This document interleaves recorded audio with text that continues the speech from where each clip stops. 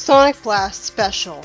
Sadly, just like Sonic Live, this was yet another story that was never uploaded to YouTube at all, which means actually getting the footage for this review was a tedious process of constantly using the snipping tool. And I almost thought I couldn't find it, because I had to click the title in full at the very bottom of the page first. What a terrible web interface. Anyways, for some reason the story starts out with a wall of text telling you the prologue about how the Flicky Island has a portal to the Flicky Zone with hidden treasure in it, and natural resources Eggman wants. Why is Flicky Island not the location of the 3D Blast adaptation instead? This is already pretty original, so it's a shame this is all explained to you in the most uninteresting way imaginable. The problem is, you learn about this anyways, so what's the point of the wall of text? And that's not the only time this kind of wall of text has showed up either, like issue 42 had that as well. Although, the wall of text at the start of a story thing isn't really that big of a deal since you can just skip over it. It's really up to you if you want to read it or not, since they're going to tell you it anyways in the actual story. Eggman tells Snively to engage the super secret scrambler to prevent his communication to him from being intercepted. And Snively smashes the thing out of revenge for how, after Sonic's quest, he had been stuck on Eggman's back for days as a punishment. He thinks about how now Eggman will end up all alone and far away with no swap box to protect him, and with the scrambler gone, his call will be heard by his enemies. This indeed happens, and Rotor tells Sally and Tails to go to the harbor where Sonic is because Robotnik is in the South Mobocean. Mobocean? What kind of a name is that? And again, that kind of name would only be given to a Mobian place by people who arrived on it from another planet. Would the native Mobians just call it an ocean?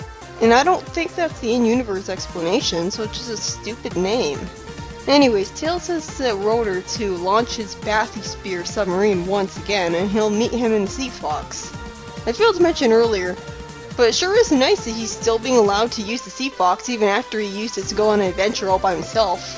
It really does well to symbolize how his friends trust him a lot more now, and how he didn't get in trouble with them for running away. It shows, like, they're good friends, because instead of yelling at him for running away, they recognize that they basically earned respect for him. Wish we had actually seen that, though. Sonic is glum because he's been thinking about Knuckles and how Sally hasn't told him she had been friends with him for years. Sadly, this is completely dropped. Why would she ever think that she had to keep her friendship with Knuckles a secret to protect the planet? Sally tries to distract Sonic, but before anything can happen, she gets interrupted by Rotor and Tails showing up. Okay, why didn't they all show up together? You expect me to believe that Sally is faster than 2 submarines? Why did she arrive here first? Anyway, Sonic, Rotor, and Tails all go to Flicky Island where Eggman is, and already we have an interesting concept I like. On this island, the flora and fauna bloom with not flowers, but gemstones. This is a magical world after all. I like how Eggman says that money has no meaning to him. It's good that the writer thought to make him say this since it's true. A dictator who can get anything he wants and who already owns the world wouldn't have need of any more money than he already has. Eggman comes to the conclusion, while saying the made-up sounding phrase, gemological potential, that because there's so many gems here, there must be a Chaos Emerald. It would have made more sense for him to come to that conclusion on the basis that all these gemstones being here blooming instead of flowers has caused the magic overflow, and so that magic must come from an emerald. It's actually explained why Eggman came here alone, and it's because the inhabitants of the island are just little birds who would be very easy to enslave. Again, this is the Sonic Blast special, right? I'm looking at the top left corner of the website page and it clearly says Sonic Blast. Is this like a creative combination of the 2 games? So maybe there isn't going to be a Sonic Blast adaptation. And it's a shame because it did have a pretty interesting story, like the Chaos Emerald got split into pieces and that's what you find in the special stages. Although Chaos Emerald split into pieces is something that was already seen in the Triple Trouble adaptation, so. The Flickies also managed to eat the jewels. Again, they're magical. Also, it's explained why the Flickies are immediately running from Eggman and thus making it impossible for him to grab them, despite having black and red eyes. It's because they have no natural predators, so they don't fear strangers, much like the dodo. Already this is looking like it's written with much more care than the actual game, actually providing explanations for a lot of things. Of course, Eggman gets to roboticizing. It then has the albeit clever idea of leaving one alone and letting it flee so that it can unintentionally lead him to a Chaos Emerald, which it would have been heading towards for stopping him or something. Meanwhile, Tails gets knocked out of the sky, but not injured somehow, by a swarm of robotic flickies. And somehow, for some reason, when the robots came in contact with the salt water, they reverted to their normal forms. This is supposed to be the convoluted, ridiculous explanation for why the flickies can be de-roboticized so easily. Because simply having Eggman put them inside of Badniks and having them pop out of them would have been way too simple. The insulting thing is that Sonic then talks as if this happens all the time. Oh, this is another really creative usage of Sonic Super Speed. He gathers a handful of seawater, and faster than the physics of displacement can happen, he forces it into a ball and throws it at the robot Flicky. It's actually pretty clever. So what now? Does that mean Sonic's gonna storm the island with water guns? That'll be a pretty interesting change of pace, actually, enough to make me forgive how arbitrary the solution is. Sonic spin dashes on the water at Sonic speed to get to the island, not that different from his running on water in Hydrocity Zone really, leaving his friends to deal with the flickies by, you guessed it, water guns. Sure, it's convenient that they had actually thought to bring water guns of all things here, and that literally all of the flickies are just staying to attack Tails and Rotor who have water guns, instead of some of them separating from the group and running after Sonic when he doesn't have a water gun. Sonic takes a panel to admire the pretty look of the island, which is nice for making him more sympathetic since he can admire beauty, and then communicating with a bird through drawing a picture of Eggman in the sand with a stick causes the bird to lead him over Eggman's boot prints in the sand. Eggman, on the other hand, finds a giant magical ring serving as a dimensional portal, just like it was stated in the opening cutscene to 3D Blast, but was never actually used in the game because you just use those giant rings to travel to different zones. Eggman comes to the logical conclusion that the Flicky dimension must be powered by a Chaos Emerald, and Sonic attacks him just before he can get into it. Of course, Eggman's just as crazy prepared as Rotor was with his water gun, as he conveniently brought a gauntlet-mounted particle beam with him against Sonic. Fortunately, what looks like the sight of Sonic being covered in a pink bubble bath that I only knew was supposed to mean he was vaporized from Eggman's text bubble, is actually revealed to be the image of Sonic moving away at double light speed. I'm just gonna give the story and the comic the benefit of the doubt and assume that whenever Sonic says he's moving faster than sound when he's not supersonic, and when the plot doesn't demand it, he's right about that he's just exaggerating about his speed for the sake of his ego. Besides, how could he possibly know exactly how fast he is? He also gives Eggman an atomic wedgie. Sonic, giving someone a wedgie. You know, when I compared his old treatment of Antoine to the actions of an elementary school bully, I didn't think I would be proven right. This just goes to show you that Sonic is just Scourge if he had proper victims to take his stress out on. Here, he has Eggman to bully, but since Eggman is a terrible person and a much bigger bully than he is, Sonic ends up being the good guy of the situation. But if it was Scourge, he wouldn't have had an Eggman to do this to in the first place. This isn't an insult against Sonic, just a fascinating observation about what an anti-hero he really is. Mario would certainly never do this. Then something really weird happens as Sonic gets electrocuted just from touching Eggman's nose. I guess Eggman's nose was cybernetic too. He explains that the neural disruption field is tuned to his physiology but shocking to Sonic's. While Sonic is too disoriented to stop him, Eggman jumps into the giant ring, but conveniently, Sonic snaps out of it instantly and is immediately able to jump into the psychedelic dimension. What was the point then? Well, Eggman was able to jump into it, but Sonic was able to jump into it with him. So that must have not been a very good shock then. Why did he even bother with... I don't know. After a huge panel showing off Sonic fighting a bunch of bosses from 3D Blast, which Eggman somehow had with him despite not going to the island with much, or maybe Sonic just stood by and politely waited for Eggman to build every boss by hand for the sake of having a fun challenge to fight. Sonic then gets grabbed by Eggman's cape, because it turns out it was controlled by Eggman with electromagnetics that were woven into the fabric.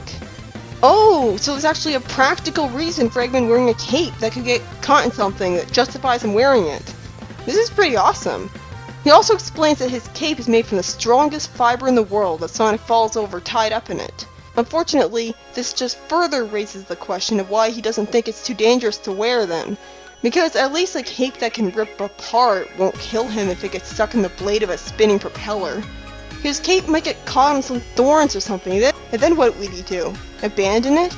Abandon a cape that valuable? Really, capes are just a hazard. While Sonic is all tied up and yet a Flicky is there, making me wonder if it's somehow going to help with no opposable thumbs, Eggman makes a witty and amusing remark at how Chaos Emerald was wasted as a sculpture decoration. And I suppose he has cybernetics that give him super strength, because that's the only explanation I can come up with for why he was able to climb all the way up there, despite being huge and out of shape. And after an incredibly dickish line, the giant statue reveals it was a sleeping, giant, magical bird made of stone, and promptly makes him pay for his religiously intolerant sentence by angrily chasing him down. Why was it sleeping sitting up in the first place? Wouldn't that be less comfortable? Maybe it's so heavy that it wouldn't be able to get back up if it laid down. But it's already a magical giant bird made of stone, who I presume is this way because he's the king of the Flickies, and stone would make it less vulnerable to being attacked. So it being able to lie down for a nap just fine shouldn't be out of the question, with all this ridiculous going on. And I'm assuming it can't possibly spend all day doing nothing but sitting there sleeping waiting for someone to steal its emerald, could it? Also, its roaring at Eggman causes a trans-dimensional reality quake, probably because it's so powerful and did it by accident. And Sonic notices this after having crawled all the way here still tied up. Gotta give the story some credit for not expecting me to believe he could be untied by a thumbless bird. Eggman realizes that the zone is collapsing upon itself, and even the magic ring is shrinking because of it. And Sonic figures out that if he vibrates at the maximum speed, the atoms in his spines will pass through the cape, freeing him and letting him run to safety. Another creative use of his powers, although sadly it's in a vague reference and confirmation of that one time he went invisible by doing exactly that. Now, I'm not a quantum physicist, so maybe I'm wrong, but I don't see how atoms vibrating fast enough would create the same effect as them being intangible and invisible. It wouldn't be so bad if Sonic just admitted that he's using magic, chaos energy, to do this, but instead they try to give a pseudo-science explanation. I'm guessing the only reason Sonic agrees to help pull Eggman out of all the magic ring he's stuck in is because if he doesn't, he'll have to see the gruesome gory image of Eggman having his right arm and leg taken away from him as they get left behind in the other dimension from the portal closing. Obviously Sonic wouldn't want to see that or have that on his conscience, and even if he did, Sally would nag him for it. Not like it would really matter, Eggman could just replace them with cybernetics anyways. Though those replacement limbs might be superpowered in some way, so that'd be a big problem. And before you think I'm reading too much into this by saying this, when Eggman tries to reach back into the portal to get the Chaos Emerald, Sonic literally says, "Will you get over it before you lose your arm?" So it's canon. That's what could have happened. Eggman loses the gem because the Flicky that was conveniently right in front of him at the time bit him.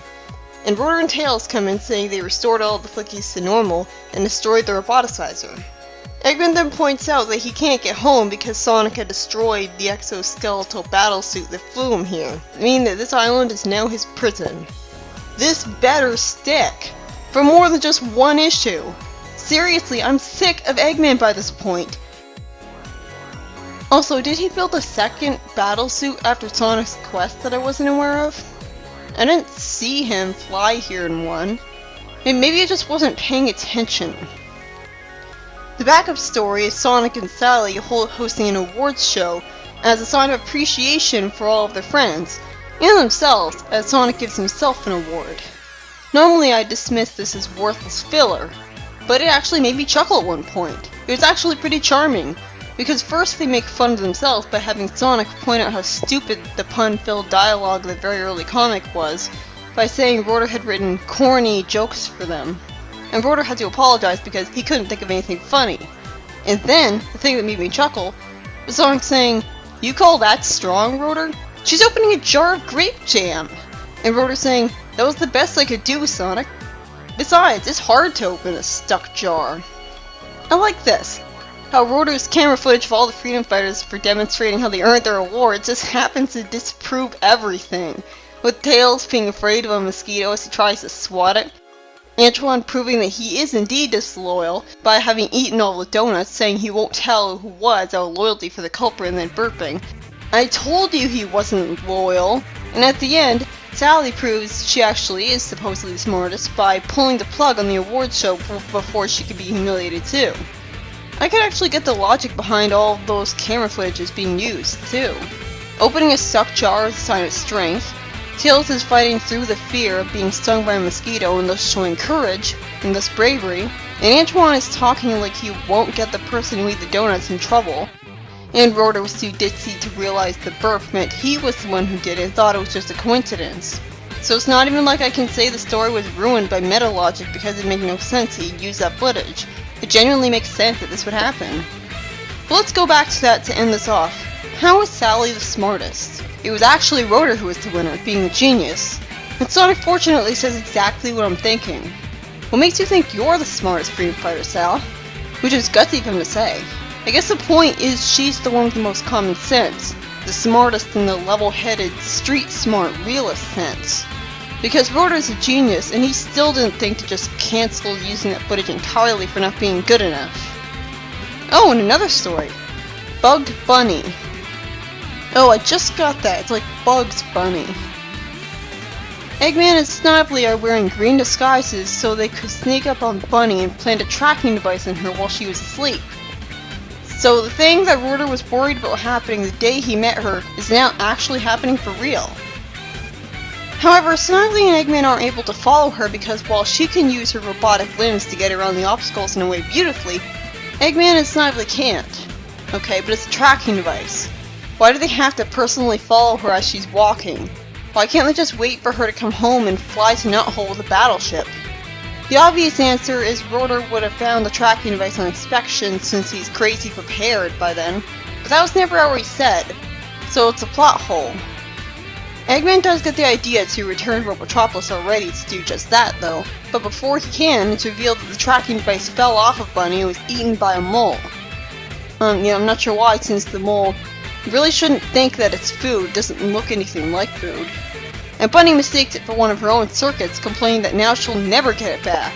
You know, because her own circuits falling off is such a common occurrence that it would totally make sense for her to just assume that her circuits fell off, and only find mild annoyance as a reaction to it, instead of going, "Oh crap, my robot legs are falling apart!" Oh, is this the reason that we were supposed to believe that the tracking device wouldn't be found by Rotor? He'd mistake it for a circuit of hers? Or just blend right into her legs?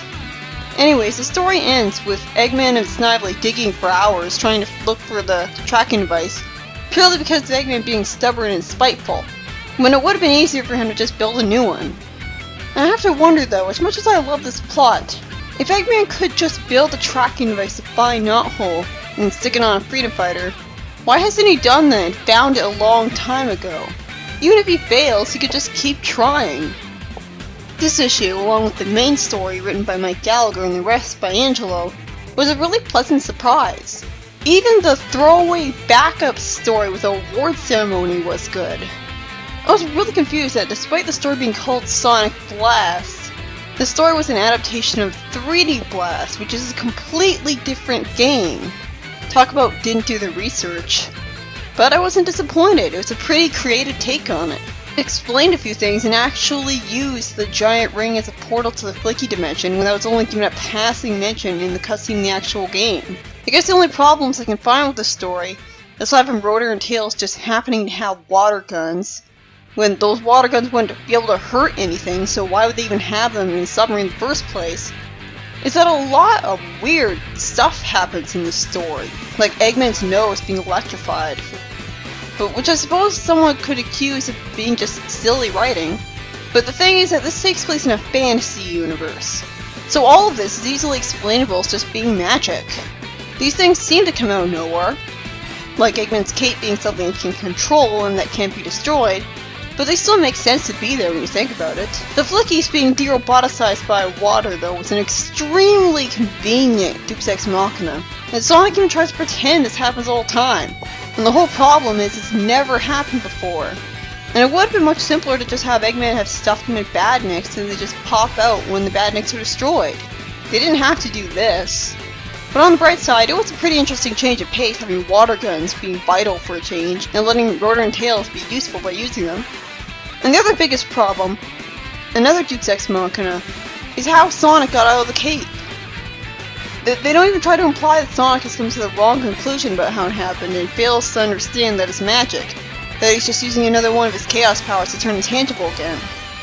Magic would have made more sense than pseudoscience. I think I would have actually preferred the Flicky magically getting him out of it. Flickies are stated to be magical after all, so this would have been the perfect time to see this, although it would make me wonder how they didn't use their magic to keep themselves from getting roboticized if that had happened, one of the biggest plot holes in the original game. But overall, I loved the creative way that the game's plot was adapted, and how it started out with Snively getting his revenge, so there's consequences how he was treated in an earlier issue. The award story seems like one of those really pointless backup stories from the very beginning of the comic, but promptly shows itself to be much better written than that, and thus showing how far the series has come since then, by starting out making fun of the corny dialogue of that era, and then proving itself to be genuinely charming and funny while also making sense. And the funny story was great too, an interesting concept, although again, if Eggman could just attach tracking devices to the freedom fighters in their sleep, why hasn't he done that a lot more and found Knothole already? All around though, this was a great issue. Next up is issue 46.